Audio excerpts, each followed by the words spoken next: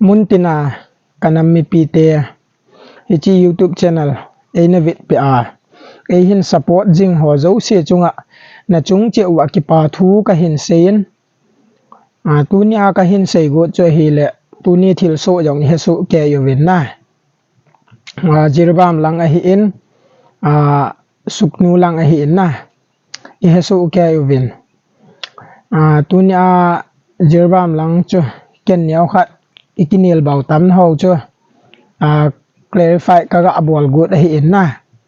ka sei gut cho hi le group ho a chui vit le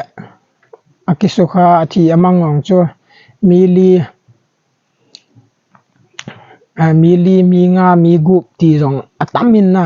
hoi pen chu la adham ti jong mi pi hong i boi so ke hin na hi che ja chu niau khat amun langa ho to kaga ki hoven ga confirm the ya ama ho ko ma ko na confirm ta ka hin la pa cho ka hin se go de hin na ga sei pai lang tuni jirban sang sunga wang sit ta isu pi ho vv ho na eina mo lem san chu galmi khuna ko na eina mo lem san chu mili a hi in chule thal ake ama hon galmi khuna ko na galmi ten eina la piu na e la piu chu li ma hi in na lungna cha ma jengin he jong le pathin ni nong lampi hin gon kit nan tin na che sanga a hoi zo apha zo hin lam be hin lam do theina diu chu hung tho di na kiniam lal po tin lungna cha umin pu na cha umin ma bana jong hi ipi hung ti dham mong chu sei the hi nai pun tu awang hi athi pe da hi tan na athi pe da hi in mong bung lang ong cho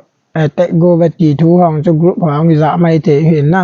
hung boy mai the hung boy te lo mai the hin hi jong le sei the hi pon chi ja chun mun te na ka nam mi pi ten I bol the pe no chu ama ho vv holding samsao holding a hin na I bol the pe no win I bol the chi sun win taw na in ma holding in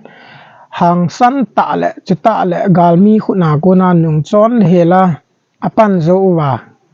galmi masanga ki zoom so na anei lo na ding ovin muntina ka nammi pi ten taw na in gyal do cheu ta ti chu keima akuna ka hin sei nom hin te o